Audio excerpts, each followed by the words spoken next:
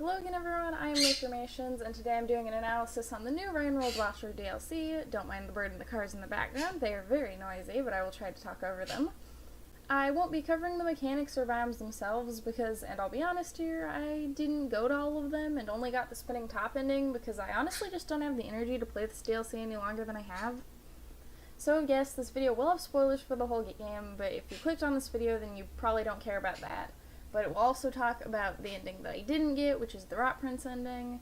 So just keep that in mind. If you want to play it on your own, I would recommend it, even though I'm a stand-buyer of you should look up lore of Rainworld before playing it. But anyways, let's get into the video. First of all, some things I liked. Don't worry if you're just here to see me hate on it, there's not a lot. I really like the idea of a slug cat, a notoriously social and grouping creature that lost its family to another slug cat and no longer trusts them. I also liked the idea of the bond between Watcher and Spinning Top, even if it was done really poorly and doesn't make much sense in practice. The idea of expanding on a literal child being forced to ascend in the mass ascension is horrifying, and I wish it was explained better and expanded on in the DLC. I liked the Rot Prince's existence, but mainly just because I was desperate for any form of Iterator-like interaction in the game at any point, sorry. That one snow place that I went to as my second region made me want to rip my hair out, and I felt like I was actually playing the game Rainworld for a few minutes. The moths were cute, and I think that's honestly about it. Alright, now on to the main thing, which is the story. Watcher was a slug pup alongside a parent and a sibling when they were attacked by another slug cat, in which Watcher's family dies off screen. Watcher no longer trusts any slug cats from what I can tell, and goes off along as a loner. Now, into the actual game. Watcher is a slug cat with very similar stats to Survivor who spawns an industrial complex. This is the first mistake, and I'll get into all the mistakes I list later. The gameplay is mostly normal, but most of the areas are blocked off by rot cysts, meaning that you have to go to find the echoes available without going too far. The chimney canopy, shaded citadel, and farmer iterators have all been replaced by a single echo deemed Spinning Top. I'm pretty sure that the echo is a child using potty humor and having a connection to child toys and laughing in almost every sentence. This is the second mistake, just having it be a child at all. So after meeting Spinning Top twice, you teleport to a random new area. I've seen a lot of people saying that they teleported to Coral Caves, and I'm not sure if that's what was supposed to happen to me, but I went to Torrential Railways first, and it was horrible. Never go there. I don't know if there's a choice. I didn't mean to make one.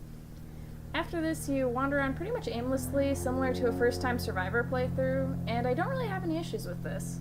The areas that I found myself at were pretty interesting, and it was fun to explore them. I do wish that the areas were a bit bigger, and I definitely wish that they were all connected together, which is the third mistake so far that they aren't. But from here you continue to meet Spinning Top and get more spooky powers, which is the fourth mistake, and eventually stumble your way into the endgame area, which appears to be an old ancient house, where you're informed that Spinning Top has now been freed from being an echo and can now ascend. Or at least I think that's what happens. So Spinning Top leaves, and Watcher is just as confused as I was, instead opting to leave the game and just play with one of the cool toys, because how was that an ending? There's also a second ending where you meet this vaguely humanoid silhouette called the Prince, who seems to be an anthropomorphized version of the Rot. I'm gonna be honest, I have no idea what the second ending storyline is, and it isn't connected to Spinning Top at all. Basically, you spread the rot around, but then the rot, gets eaten by karma flowers or something. After this ending, the prince seems pretty dead from karma flowers, so I can only assume that the karma flowers came in and decided it was time to put this horrible Rot X Reader fanfiction written by 11-year-old me down before it got too confusing. I've seen a lot of people speculating that the prince is an iterator, even Five Pebbles himself, and I just don't think that makes much sense. It's way too tall and the clothes that it's wearing fit it, so it isn't like it just grew bigger from the rot. The head is a sunflower instead of round. I'm pretty sure that it's genuinely just anthropomorphic rot with no explanation, even though the rot has always been shown as just being a mostly mindless cancer. Now, on to the things wrong with this DLC that I mentioned. Before I talk about the main issue, I would also like to talk about one specific biome that a lot of people seem to be very confused by. I honestly cannot remember what it's called. A lot of the names in this are similar to the other ones, and I can't remember what they're called either, honestly. But it's this one place that you teleport to, which seems to be a revamped version of Unfortunate Development from Five Pebbles. It has this strange rot worm thing floating around in the background at some point, and a lot of people are speculating that it is 5 pebbles, and that the storyline takes place if he managed to cross himself out, aka ascend or kill himself, whatever he was trying to do there, in the beginning at least. And I don't think that that's true. I think that it's most likely that it is Sliver of Straw. I don't know if I said I don't know if I said Silver of Straw before. Mind that. I cannot say her name for the life of me. But Sliver of Straw is, I'm pretty sure, most of the Iterator complex that you see in the game. You would obviously never meet her, because no Iterators. We'll also get into that later. I hope you're not clutching your pearls in shock right now, because I'll get into that later, don't worry. But I think that most of the game takes place within the complex of Sliver of Straw, and I will make this make more sense in a second, after I talk about the issues with the game. So, first of all, Spinning Top being a child doesn't make sense unless Watcher is set literally a year or two after all the Ancients ascended, and I highly doubt that because the Rot has already blocked off the paths that Hunter and Survivor would have taken in the base game. The story didn't make sense in general because it completely cuts off Downpour. More on that later when I talk about Downpour.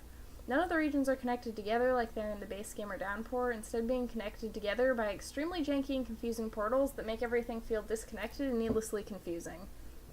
The game has never given us any indication that an Echo, especially one that literally has to have ascended less than a decade ago to still act like a child, has the capability of bestowing spooky ghost powers like teleportation and going invisible onto a Slugcat.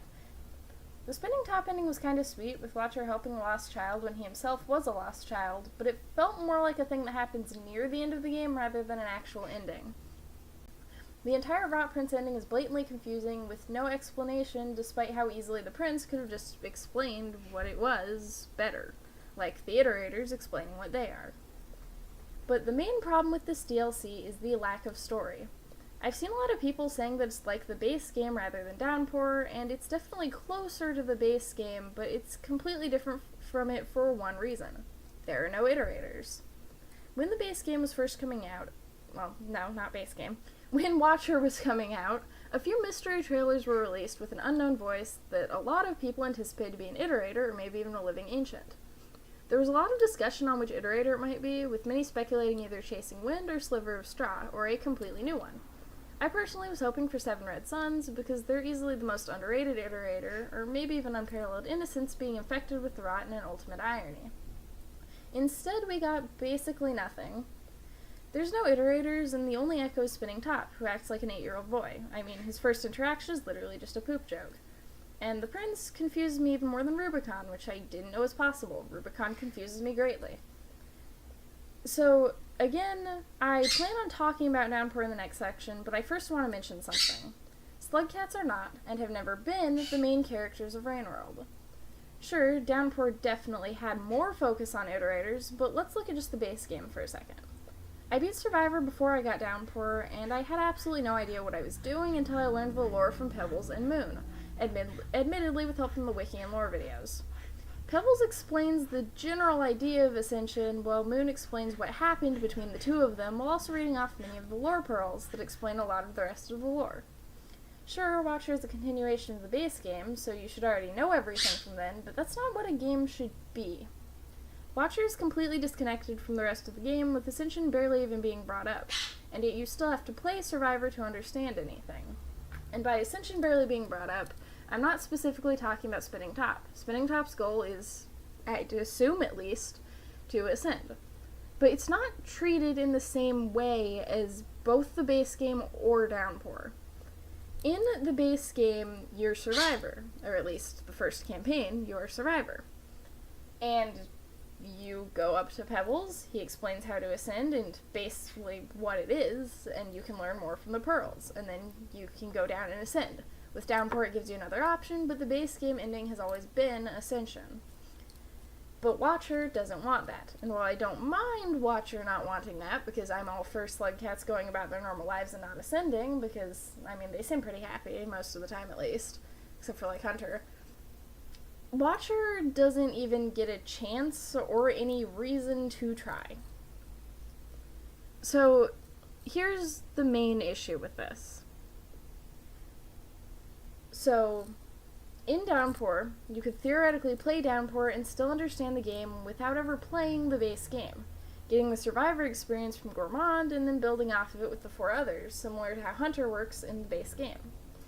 Now, look me straight in the eye and tell me that, if you never played the base game, you would enjoy Watcher, a game where none of the lore is explained, and it feels like a demo for the actual game, a game where there are multiple Slugcats. Instead, we get one Slugcat with multiple different plots and stories shoved into it. A lot of people, especially on the Rainworld Reddit, bring up that Downpour isn't canon while Watcher is. Downpour, and I cannot stress this enough, is over half the game Rainworld. It has 5 Slugcats, while the base game plus Watcher have 4, one of which just being in easy mode, but I'm talking about Monk when I say that. Without Downpour, nothing gets explained. Downpour adds so much more clarity to the story of Pebbles, Moon, and the other Iterators. Without Downpour, Pebbles seems like a selfish and egotistical brat that killed his big sister just for his experiments. I cannot stress this enough, without Downpour, the base game of Rainworld would not have a fandom as big as it is. How many animations, fanfictions, art pieces, and other wonderful community-created content have you seen about the 5 Downpour characters plus Hunter? Which is expanded on in Downpour as well. Now, how many have you seen about Survivor and Monk? And I love Survivor and Monk. They are the ones that started it all. Monk is an adorable character who canonically has more facial expressions than the other. But, if Downpour didn't exist, if Downpour was just a fan fiction, then you probably wouldn't have heard about Rainworld, unless you found it before, when it was first coming out, or from things like Hollow Knight. Even if you heard of Rainworld from the base game, the person who told you about it probably heard it from a person who heard it from Downpour stuff. Again, unless you found it before Downpour came out. And what really sucks is that Downpour didn't have to stop being canon for Watcher to exist.